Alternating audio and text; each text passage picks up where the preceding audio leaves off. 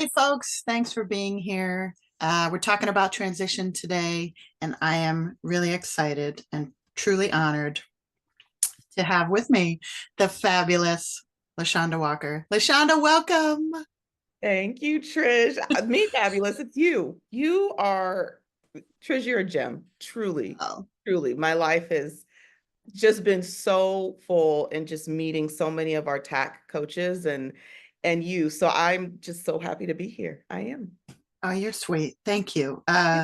So before we get into our juicy conversation, could you share just a little bit of what you'd like people to know about you? Sure. So similar to you, I'm an adult care coach, and my specialty is in the area of emotions, particularly when it comes to generational patterns of emotions. Many of us grow up in cultures where emotions are not welcome, emotions are not felt, they're not dealt with. But the problem with that is that it impacts other areas of our family relationships in our lives. And so I really like to focus on that with many of my clients. I am a mom. I worked in communications for a very long time. A very long time. I was recently, it's so funny, I didn't realize it was that long. I was tagged in a Facebook post from a high school friend from when I was like in 10th grade in journalism class. So apparently that's how long I've been doing communications that I didn't realize it. So I do, I like all things communications, and I work as a new life story coach because I just like bringing those two things together to help people just write a different story for their life. Mhm. Yeah, I love that. Yeah, so the topic of transition came up for me because like a few months back, I had Mhm. the idea to start a support circle for women who are going through divorce. Yeah. Um, I worked with a couple clients in divorce, and it was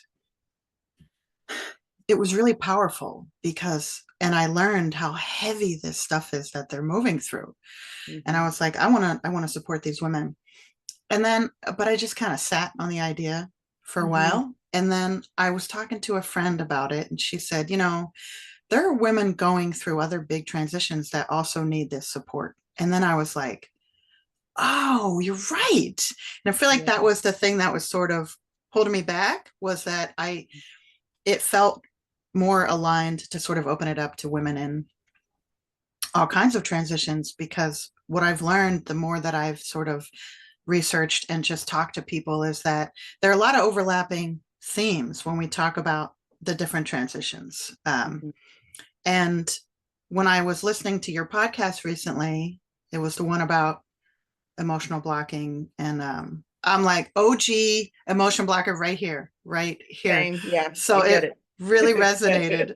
That episode really resonated for me. But in the beginning, you were talking about how you're sort of shifting your content to focus on women in transition. And I was like, no way. So that's when I thought, I got to talk to LaShonda Yeah. because she is sort of like, it felt kind of synchronous, like I mentioned to you, that we're sort of interested in this same topic for women. So, can you talk a little bit about that and how you sort of got Sure. into shift in that direction? Sure. So yeah, I love when things align. I think that we're just in a energetic space right now where there are these conversations, particularly amongst women, about these major life transitions that happen. Generationally, for many of us, these are conversations that did not, if they did happen, they didn't happen in front of us. Our mothers didn't talk about it, parents didn't talk about it. But we have really come to this place where we're like, no, we're really going to have conversations around this. I was just watching the local news. I live in Dallas, and one of my colleagues or my friends that I work with here, she's a meditation practitioner here, and she does the local news. And they were talking about menopause and perimenopause on one of the local news shows. And that was one of the things that they were saying, like, nobody told us anything, like nobody talked about this, right?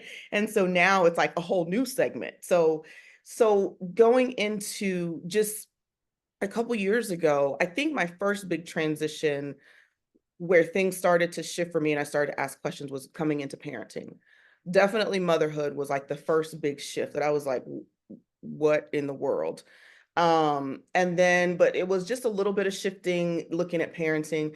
But I think once I hit about maybe about my 40s, I would say, that's when everything was like, everything about my life, I started to question. I was like, this is what they told me to sign up for. They said that this was a good idea. Why did I sign up for this? Right. And um, so yeah, that's where the shift really began. And then when I got into my work as, an adult cheer coach, I started seeing this very similar to what you were saying, where a lot of women were coming to me and it was in these positions of, this is not working. I can't keep doing this.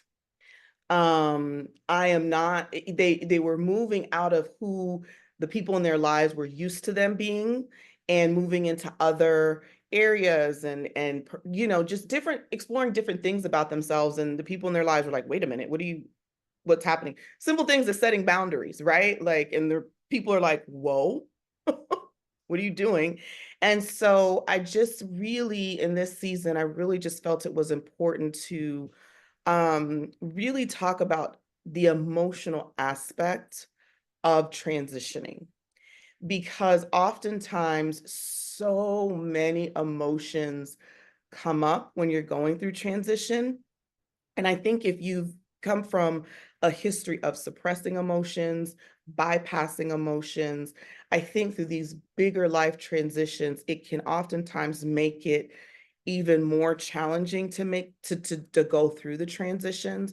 And so that's why I really wanted to focus this season on helping women in particular have tools and strategies and just simple ways to help them process their emotions through these big life changes, whether we're talking about parenting at an older age in life, midlife, right? Because a lot of women are in that situation. Or for some of us who are what we call the sandwich generation, where we're at this age in our life where our children are still young enough to be dependent on us, but then our parents are getting older and then they're depending on us too. And so you have these three different worlds that you're having to navigate, and it's overwhelming. Right. It's a lot to process. And so, yeah, that's why I really was like, let me just focus on this for this season and really just make this the heart of it, and the heart of what we do this season. Yeah, and you know, like you just mentioned about the whole sandwich generation, and you're taking care of your kids, and now you're having to take care of your parents. And when I was looking at transitions, I was focusing on each of the different transitions and challenges that they bring. And then before before today, when you said something to me, you said, yeah, I want to also talk about how, some of these transitions happen simultaneously. And I was like, oh my gosh, yes. Like it's just it. And I was sort of like overlooking that part. And then I realized that how much harder it makes it, because if you look at just one of these, like you said, when you became a parent, just entering parenthood is a completely, like, it shocks your system, right? Yeah, yeah. So then you're doing that, and then if something else is happening on top of it, maybe it's a career change, maybe it's your parents are older. There's a lot of things happening at once, and it sort of just compounds the challenges, and it makes the emotions that we're experiencing there also more complex, Mm. because there are different people involved in this sort of storm that's happening, right? Yeah, that's a good word for it. Yeah, Yeah. that's a very good word for it, because it is a storm.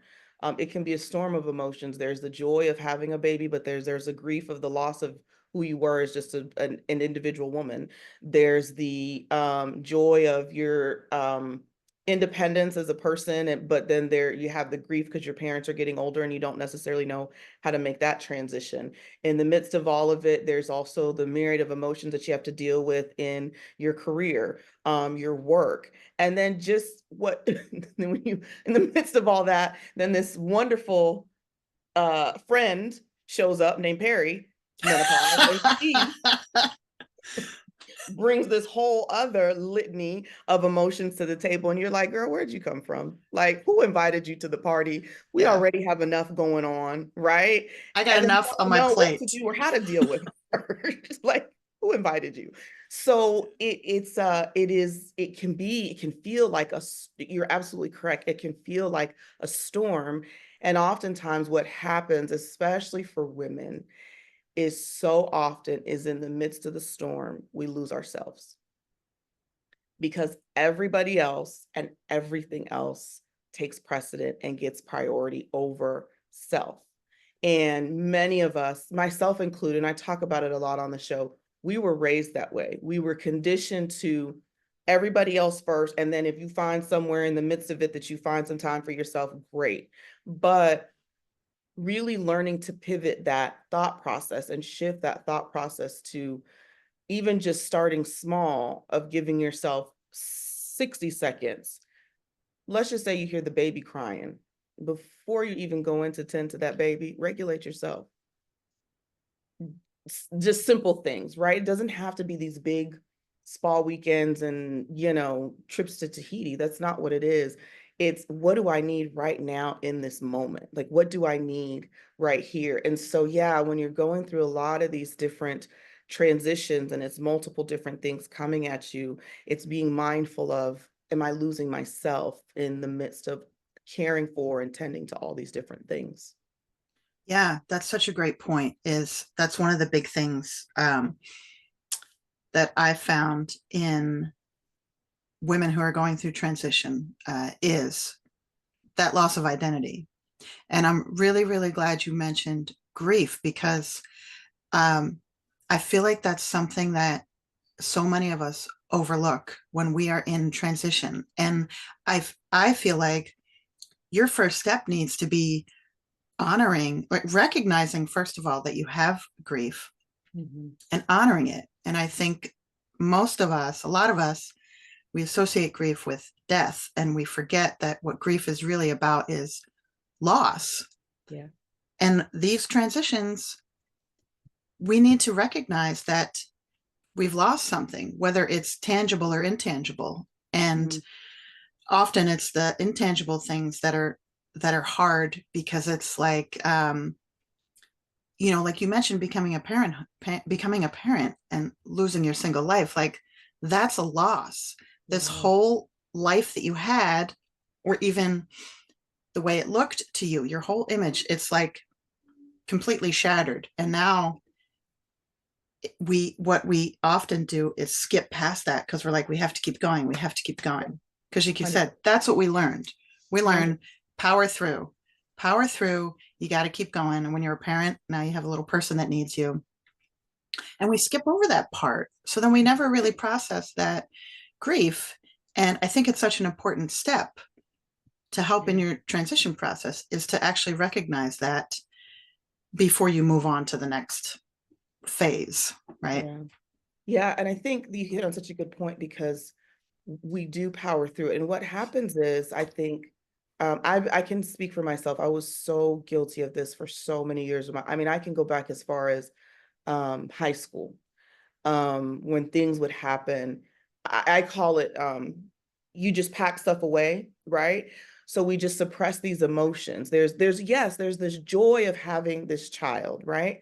But then there is this sense of, okay, well, where did I go? Because even when you go through, for many of us, when you go through the pregnancy process, everything is about the baby, right?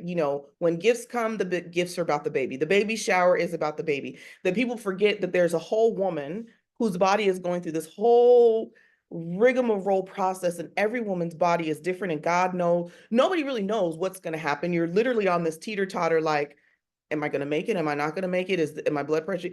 And nobody really stops to think about that and what care the mother needs. And so even as you're going through the 9 months of pregnancy, you're going through that, there's a piece of you that's disappearing slowly but surely into the distance, and the center of the show is the child. And so oftentimes, and I did it, you go along with the show and you make the child the show, right? You're like, okay, the child is now the show, and you pack away your feelings, your emotions. But I will say, to people to think about it like this. You can pack it. And Michelle Chalfant used to say this all the time, drop the luggage. When are you going to drop the luggage? And I didn't know what she was. I was like, what are you talking about? Like, luggage? Like, she would always use that analogy. And then I started doing this work and I was like, oh, baby, that's the luggage that you pack. Yeah. It's all this stuff that you pack away, you push through. I'm not going to deal with that. We're not going to pay attention to that. Oh, that's not a big deal. Those are all pieces that we pack in the luggage, pack in the luggage, pack in the luggage. And then you have all these luggages, and then you have all these boxes. And it's not until one thing, two things, three things, a child triggering you, that something erupts and you're like,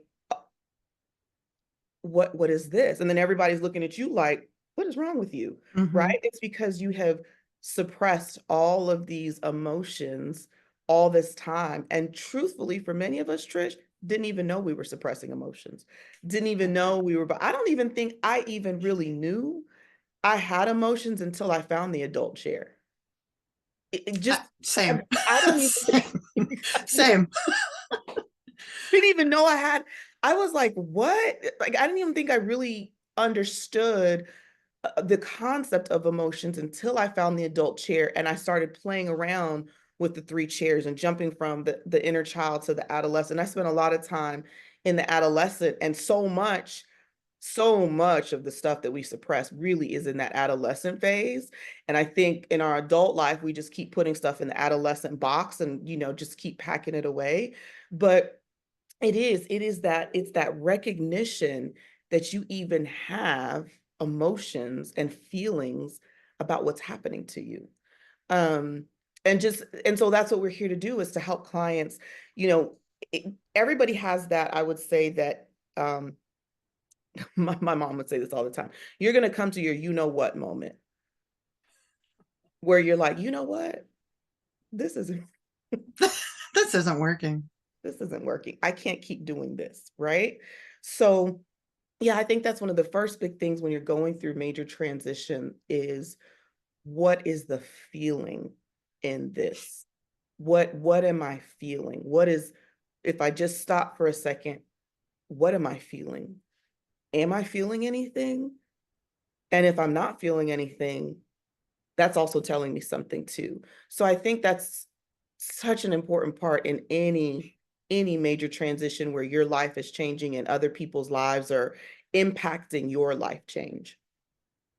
Yeah, I really like the luggage analogy because when we do power through, which is what we do in so many situations in our life, because also as women, we learn at a very young age that everybody else comes first.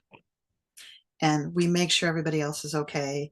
And we power through. And what we sometimes forget is that all the stuff that we powered through, all of our emotions, they don't just go away because we suppressed or powered through them. So I like that luggage analogy because they're always there. You're just stuffing more in, maybe getting more suitcases, stuffing them, and then, like you said, what happens? Someone triggers you, and then it's like one of the suitcases pops open, and you're Pops like, open. holy shit, am Yeah. I crazy? Have I Yeah. lost my mind? Because Yes, that's suddenly all those exactly what emotions happens. you Yes. packed away are Yeah. just out there on the table. And um, so I like that luggage analogy because it's important to remember that that when we suppress that stuff, it doesn't go away. It's still there. So There.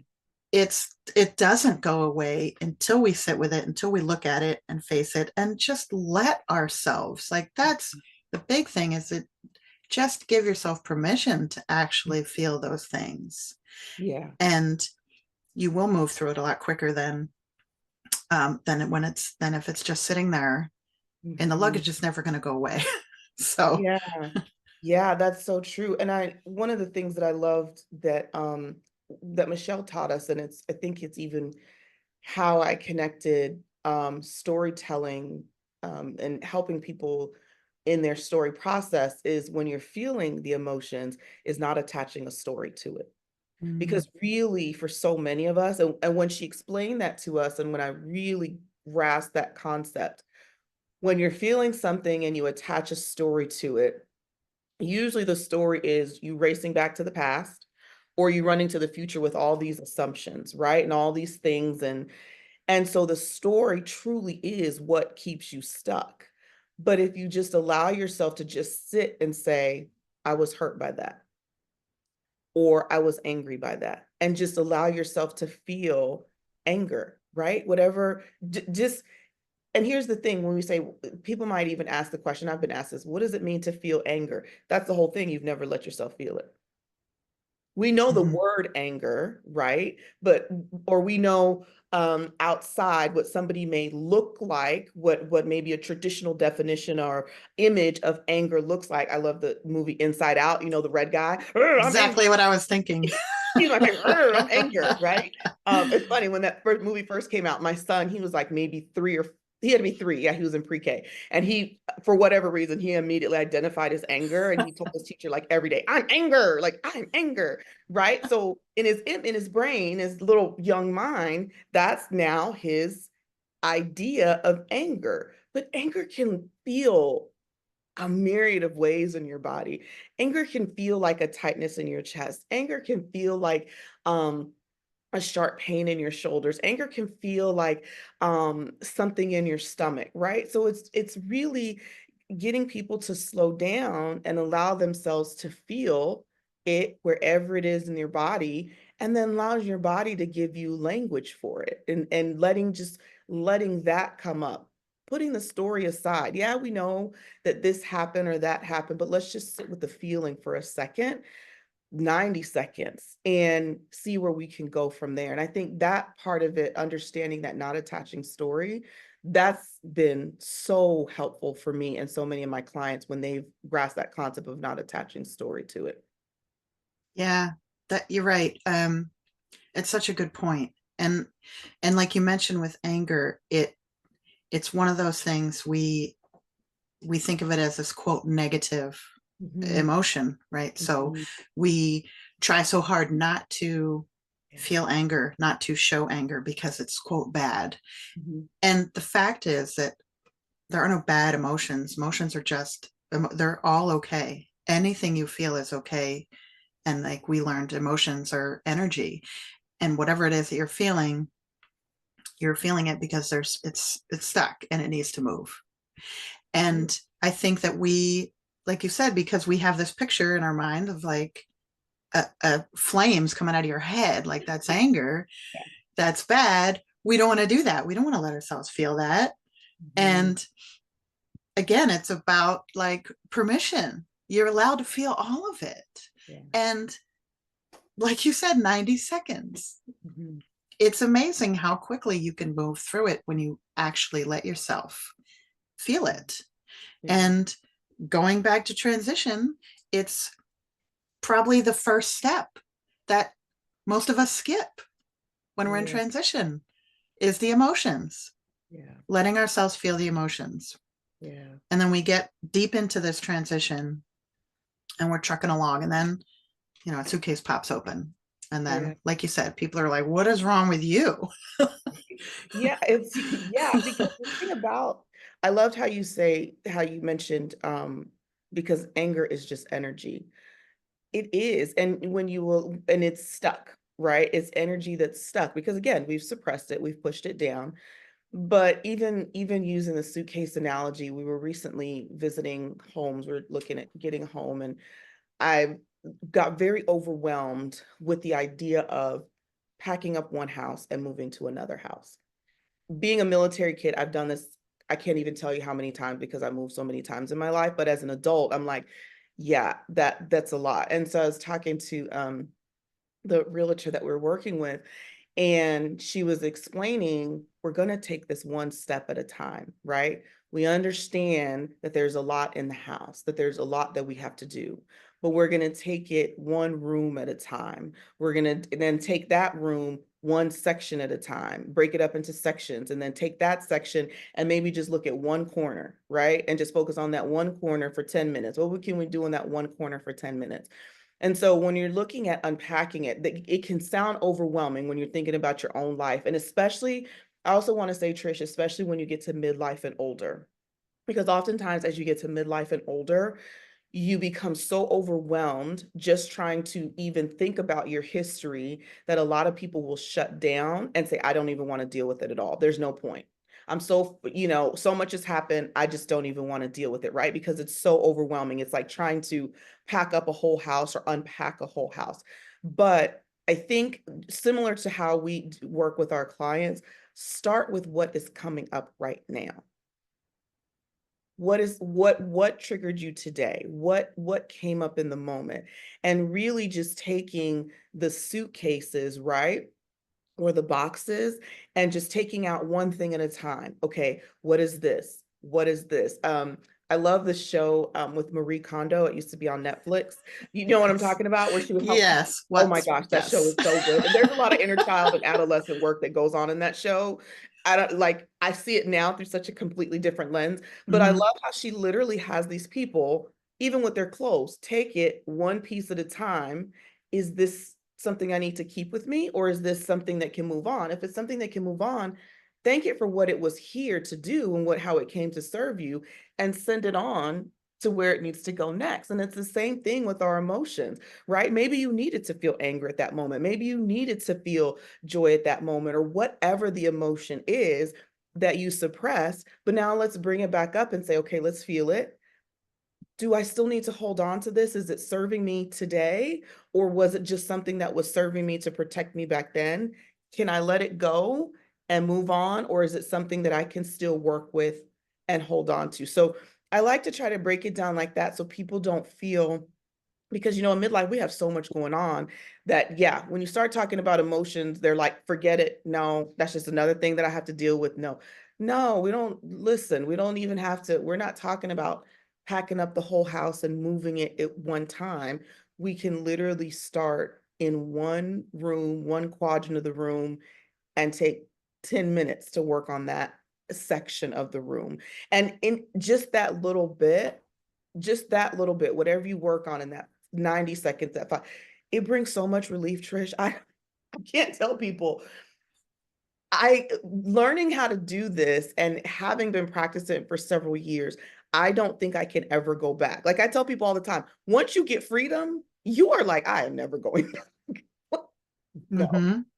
I'm never going back. Like, no, like I cannot do it. So that's really how I try to help people break it down, and just starting them small little ways so that they don't feel overwhelmed, like, okay, another thing I got to do in my life. No, it's a little baby step at a time.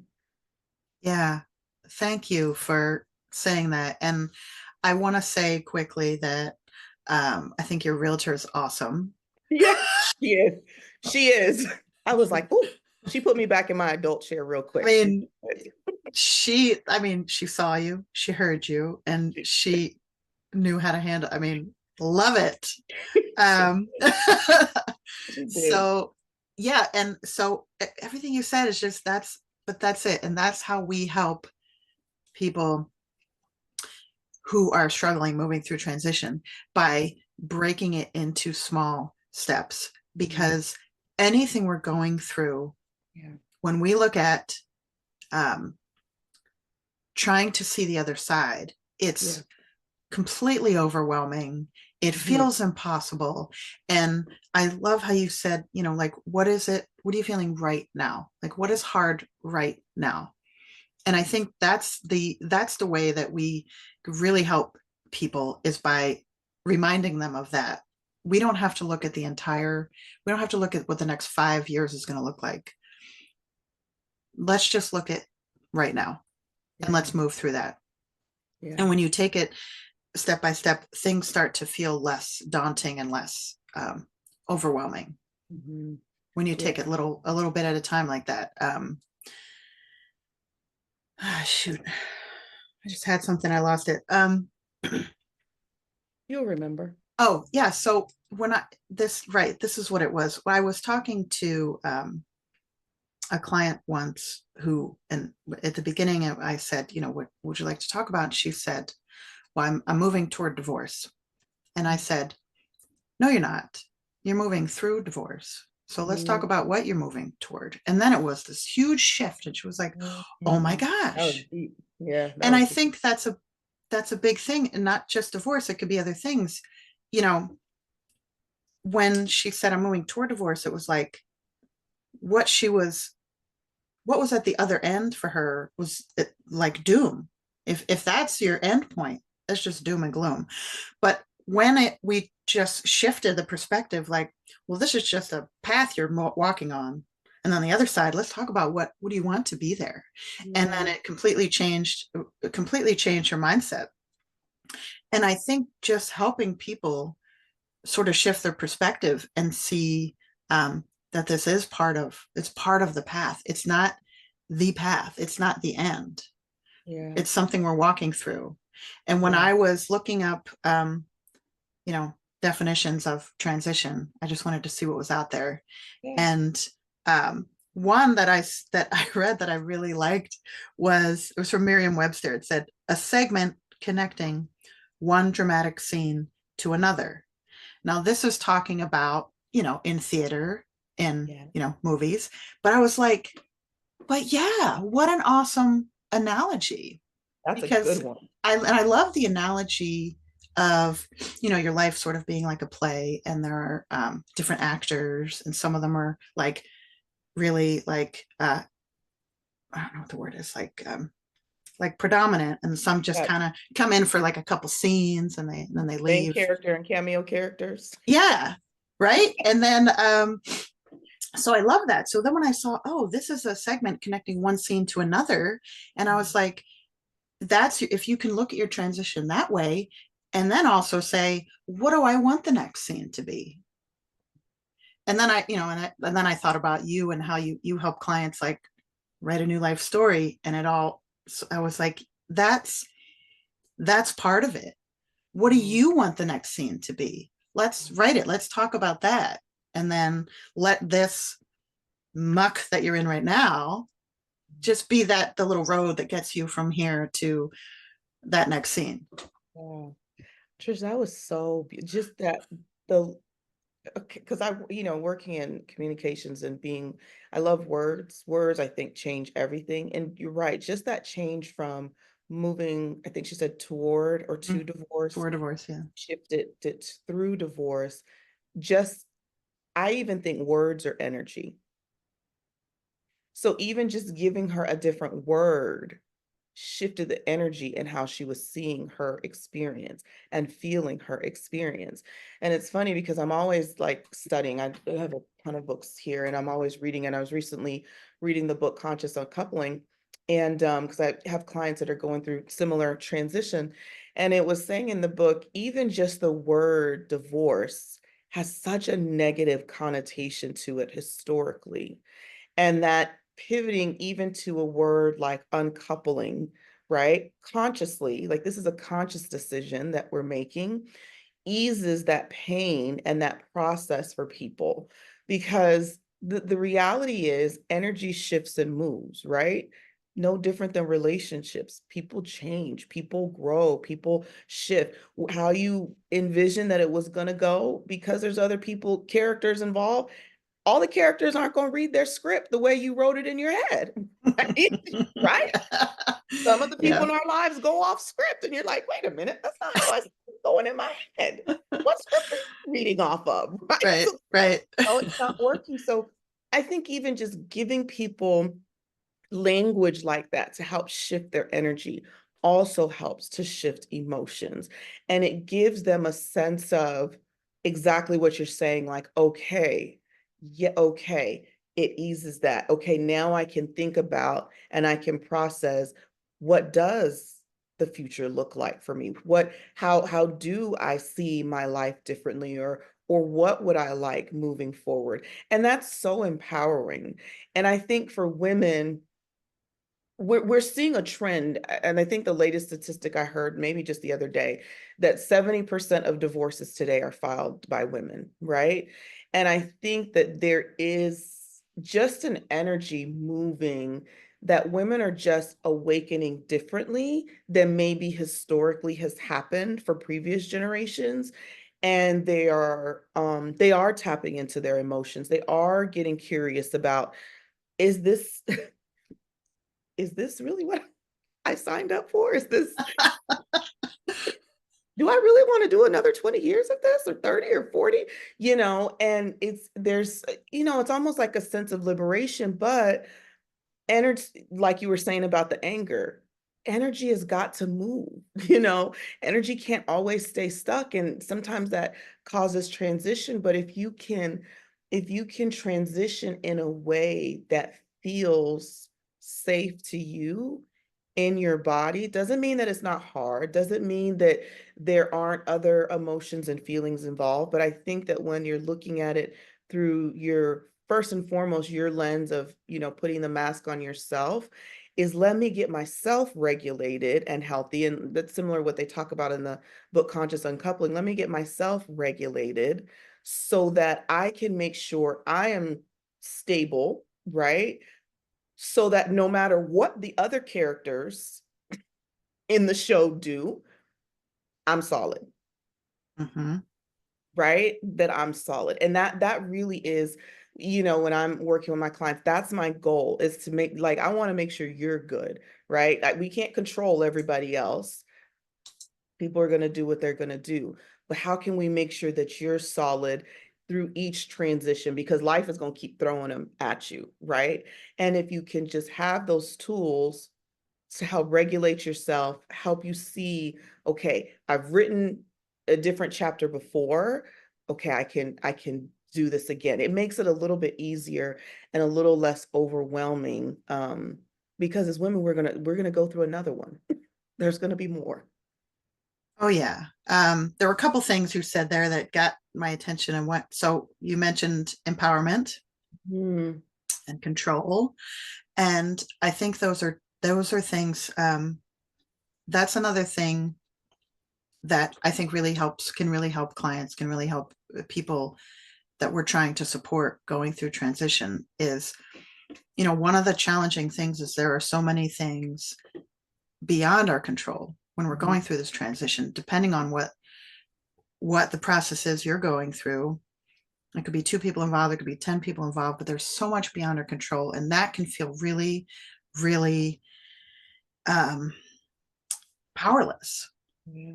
And what I think is important is to spotlight the things that are in our control, spotlight the things that we can change so that we do feel some empowerment. Because often we feel, and a lot of times it's divorce, but it could be anything, that we do feel powerless because, attorneys are doing this and your ex is doing this, and you feel like you're helpless.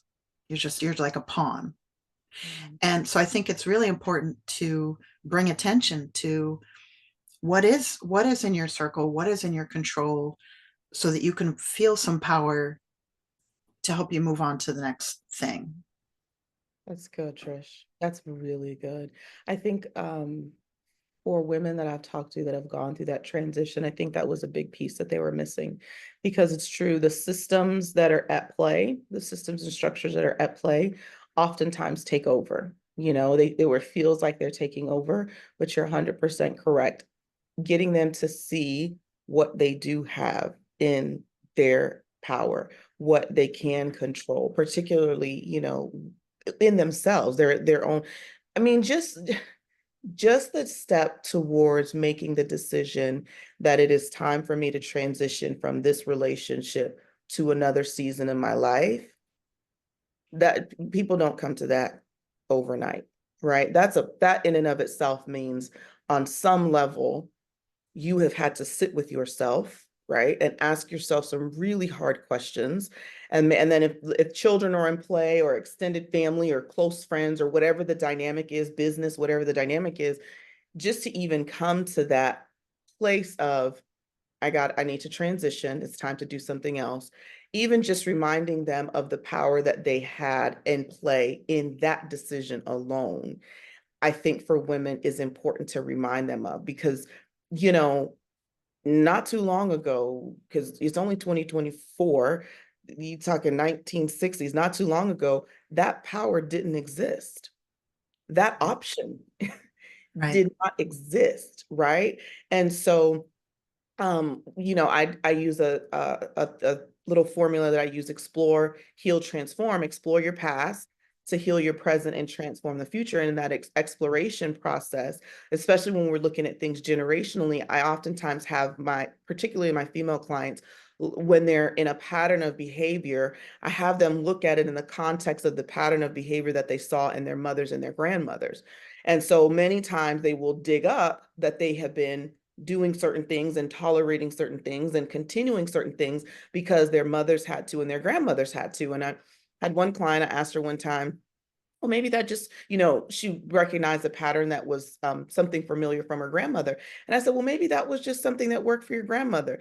And in the middle of the thing, she said, no, she didn't like doing it either. Which Wow. is, Wow. but you have the power to do different. She didn't. Mm-hmm. Mm-hmm. Right? So it's in just those things and just looking at what power do I have? What options do I have today? What if I can't control the systems, the legal systems, what he's doing, what she's doing, what they're doing, what do I have control of? And just taking that back you're absolutely correct. That's huge, huge in these transitions. Yeah, and it could even be something as simple as um like you mentioned earlier, just taking 60 seconds and just breathing and just sitting with yourself. Even if that's all you can do today, still you have control over that time, that minute, and that's just about you. Um, which kind of brings it back to the taking small steps. We can start very small and start making big changes and big differences for ourselves. And even taking control of 1 minute, if that's where you're going to start, that's a start. And then tomorrow, maybe you're going to take 5 minutes, and it's just breaking it down, like you said, breaking it down. It builds over time as you continue to add, as you continue to practice it, it builds over time because every time you do it, there's a sense of relief that comes.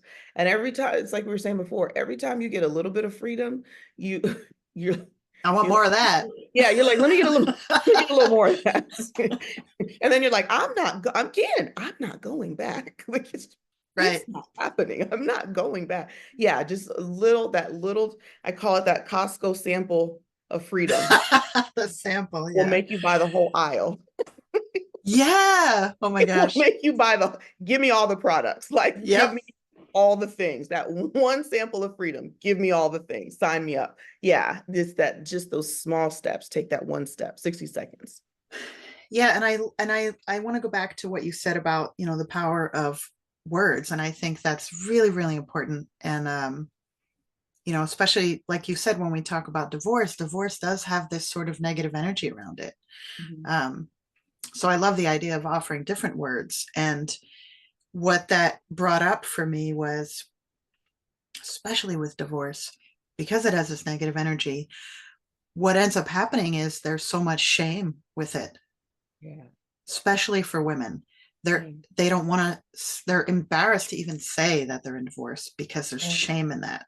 And I know we're talking a lot about divorce because it's like a big one. It is. But it's in other things. Like if you lose your job and now you're looking for a new one, essentially that's a transition you're in. But there can be a lot of shame that comes with it that you don't want to, you're feeling because you lost this one job. And just changing that, even that perspective, like, well, now this is a transition to your next job. Like, so let's look, how do we want that to look? And if it's perimenopause or menopause, there can also be shame there because now our bodies are changing. Yeah. And especially as women, because we learn at such a young age, like that we're supposed to look a certain way and act a certain way and dress a certain way. And now our bodies are changing and we're like, that doesn't really work anymore. It doesn't at all. And there's so in a lot of transitions, I think shame is something that comes with it. That is another big one that we can help. The way that we can help people is to flip that script. Yeah. To recognize that it isn't shame. And I think words is a big I think words is a really helpful way to do that. Like you said, just using a different word other than divorce. Like I'm unemployed. No, I'm on my way to my next job. Like I'm, just changing words like that can really change the energy of the process you're moving through. Yeah, absolutely. Shame holds people back from so much. And we all do. I mean, even talking about perimenopause, I think I remember the first time I was recording one of the episodes that I did, and I said the word perimenopause, and right before I said it, literally shame was about right here. Don't say that. You can't talk about that. Like, Right? oh my Yeah. God, what are people gonna say if they hear you, or if colleagues? And I was like, listen, like literally, it's almost like you have to turn and talk to back to like have a full-fledged conversation with it, because if not, shame will run your life. Hell yeah. Literally, shame will run your life. And if you experience shame, you kind of learn to do this work, you learn to need to pick up on the energy of shame, like I did in that moment, because I almost stopped saying it, and then I was like, no, no, this is a real thing, right? And the reason why so many of us are struggling going through it is because shame has been allowed to run rampant for years and generations and keep women from talking about it. Yeah. And it was literally like I turned to the left and was like, no, we're gonna have a full-fledged conversation, because look, I'm gonna say this on this podcast, and it's gonna go live and it's out there. So I Yeah. don't know what else to tell you, You're you like, know? listen, shame. I So hear you. I hear yeah, you, but I I got hear this. you, but I'm running listen, this girl, show. we're moving forward, because listen, Perry is here. Hmm. Perry has no shame. Like, So, hell no. No shame at all. she's just doing what she wants So, to do. So yeah, yeah. it is challenging shame in just the little ways, right? And sometimes when we don't feel empowered to challenge shame, hoping that somebody else feels empowered to challenge shame. And then that empowerment opens the door for many others to then say, wait a minute, okay, then it's not just me. Okay, I'm going through this too, right? I'm not the only one. Like, okay, so I'm not crazy. No, it's not just you. So yes, it's giving words and putting those words in the atmosphere energetically to also help bring healing to people, and helping people to feel seen and validated. I also think that also helps people to get in touch with their feelings and emotions, because you're not sitting in this space of it's just me, because it's not just you, it's many of us around the world. Yeah, 100%. And that's one of the things that helps so much in our healing is knowing that we're not alone. Yeah. And, a friend of mine always says we heal in community, and it's Yeah. so important. And I'm just reminded of that often. And I was in a workshop once, and one of the speakers said, I think he said, sharing makes space for creating community. Mm, And I was like, wow, that's really powerful. And it's such a great reminder that how important it is for you to speak up, yeah. because guaranteed there are people all around you that are feeling the same way, and they don't know until you say it. Yeah. So someone's got to speak up. And I've, that's so important. And I've been practicing that myself too, Mhm. because I'm sure you've experienced it. You say something and then people are like, oh my gosh, me too. Or the other way around, you're thinking it and you're like, I don't know if I want to say this. And someone else says, and you're like, yes. Yeah. And then Yeah, there's I believe connection, that. right? Yeah, healing does happen in community, and so much powerful healing happens in community, because I feel, because when there's more in the room, there's such a greater force that's happening. I mean, think about when we were in training, in TAC training, there was so much that happened in those few days. I was like, I had no clue of what I was walking into, really and truly, I didn't.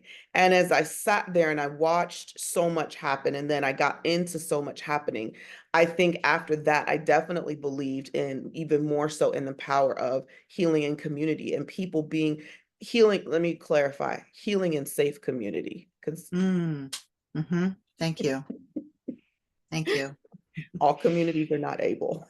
Right. So I just want people to understand that too, is healing and safe community, and finding that safe community in that safe space. And sometimes, I tell my clients too, sometimes that community may not be in person in your physical community. Sometimes that community may be online.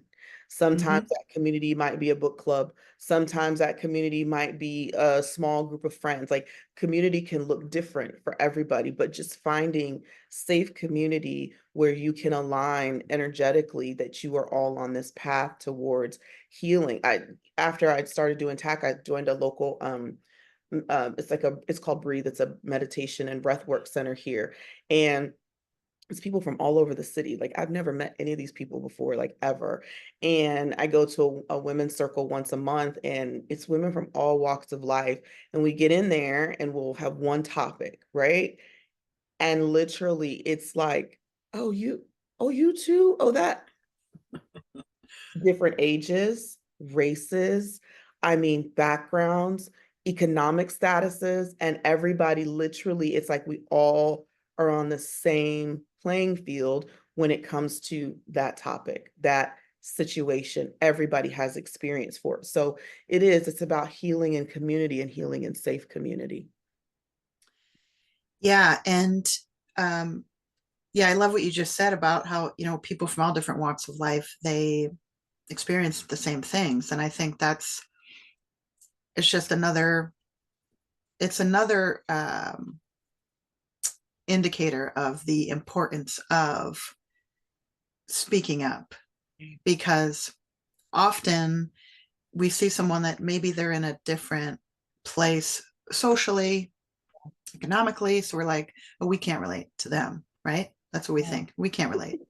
Yeah. And then you open up, you start talking, and underneath, we all have a lot of the same shit. Yeah. Okay. Same stuff. Especially Same. if we're talking about women of a Yeah. certain age, we're all dealing with a Same lot of the same stuff. stuff. So, and what I think is another thing that happens in community is the stuff we're dealing with often on our own, Mhm. inside, by ourselves. Some of these things feel really big. Like, let's just say it's shame. It Mhm. feels like it's this big, and it's about 100 pounds sitting on our shoulder. Yeah. Now you're in this circle of people who are saying some of the same things. And now it starts to sort of shrink, Yeah. Yeah. because this power of sharing, this power of community is much stronger. Mhm. And then it helps to sort of lighten the load that you're carrying. Yeah. You get to exhale a little bit. Yeah. There is Right. exhale. There's an exhale, like, oh, okay. Because we do in our, in our culture, we all put on a show, right? We all kind of come out of our homes in our different characters that we put on, how we dress, how we look. And it's not until you kind of get on this level playing field where everybody, again, safe community, where we kind of get to put those defenses down. And it's like, oh my God, you too. Oh, you too. And then the other beautiful thing when you're in that space is that you also begin to share and learn from others how they got out of the situation, how Mm. they processed the situation. I was in one couple months ago where I had gone through a major transition in my career. Was on the tail end of it, was transitioning another, and then another lady was just beginning almost the exact same thing that had gone through. And so it was like she was in that angst phase of it, and I had gone through that angst phase. So I was like, oh, girl, please, you're good. Yeah. Go lay down. Right? Like, no, for real, go lay down, so you're able to share best practices and things that you learned as you went through these different transitions. And that's even beautiful. And even hearing other perspectives on how people's lives, how people experience these things from these different worlds, that you're like, oh, is that what y'all, oh, that's what's happening with, oh, I didn't know that's what's happening with y'all. And then it's this sense of empathy that it helps to build your empathy, and it lowers your defenses around, Mm. collaborating with people, and opens you up to, I think, a greater sense of willingness to learn from others, to understand it's not just you. Yeah. I love how you said lowering your defenses. That's such a big one. And you're right.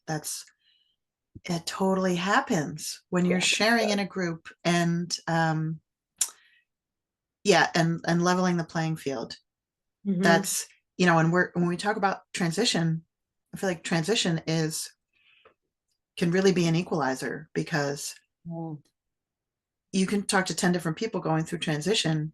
Yeah. It doesn't matter what it is. It doesn't matter if you're the CEO of a company and you're Mhm. transitioning or you're at the administrative level transitioning.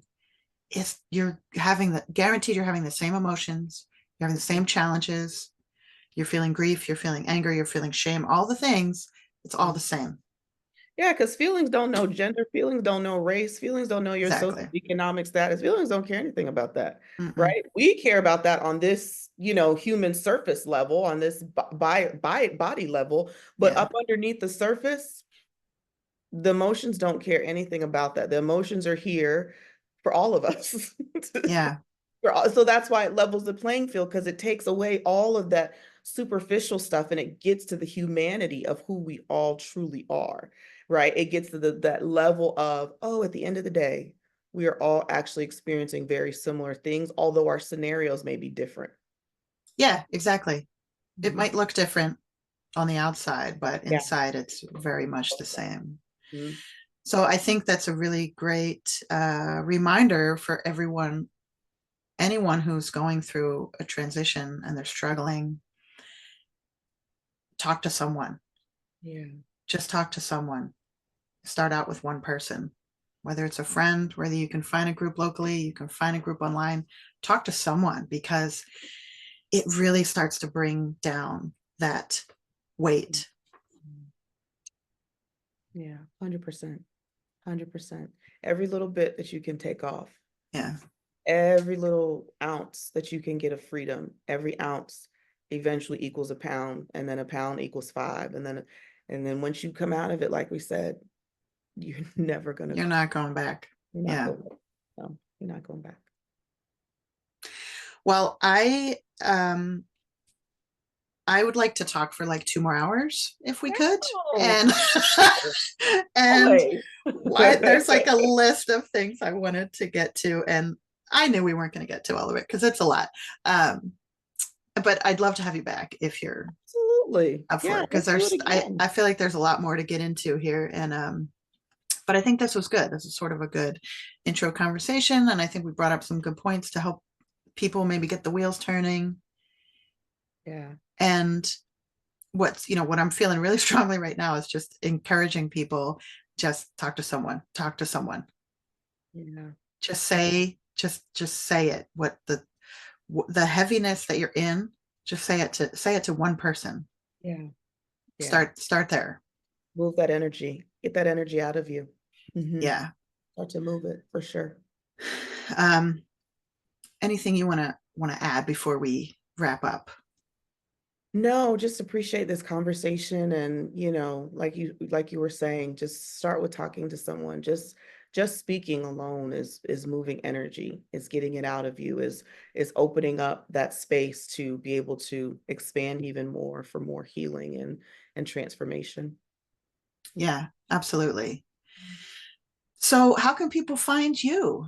Oh, yeah. So you can find me. I am on social. You can find me on Instagram. I'm at a new life story coach. You can also find me on Facebook at the same or my website, a new life story coaching.com. And or you can listen to my podcast. It's the same, A New Life Story. It's on all the platforms. Feel free to reach out. You can DM me on IG, send me an email. I am open to people asking me questions. I get questions, I get DMs, people get curious about stuff. I'm happy to answer questions, or if you want to do a consultation, either way, I'm here. I'm really about helping people make those transitions a little bit easier as they're going through them. And getting closer to freedom. Mm-hmm. Yeah. Yeah. So that's 100%. I'll put all this information in the show notes, and yeah, check out LaShonda's podcast. It's great stuff. thank you. And I love your new cover art, by the way. Thank you. I mean, Thank it was you. lovely before, but I love the Thank you. purple. I think that Thank was a you. good. That was my vote. I voted on it when you had a little Yes, vote. I I voted. know. I was like, I'm gonna let the listeners Yeah. at this time. So yes, I love it too. It's my new favorite because I love purple. So I Yeah, was like, okay, we're all on the same page here. I love it. Well, thank you so much for taking time. I Yeah, know you're busy. Thank you for spending this hour with me. It was thank you. super, super great. I was good seeing you again. Yeah, same. And to everyone listening, as always, you are enough just as you are, and you are loved. Make a great day.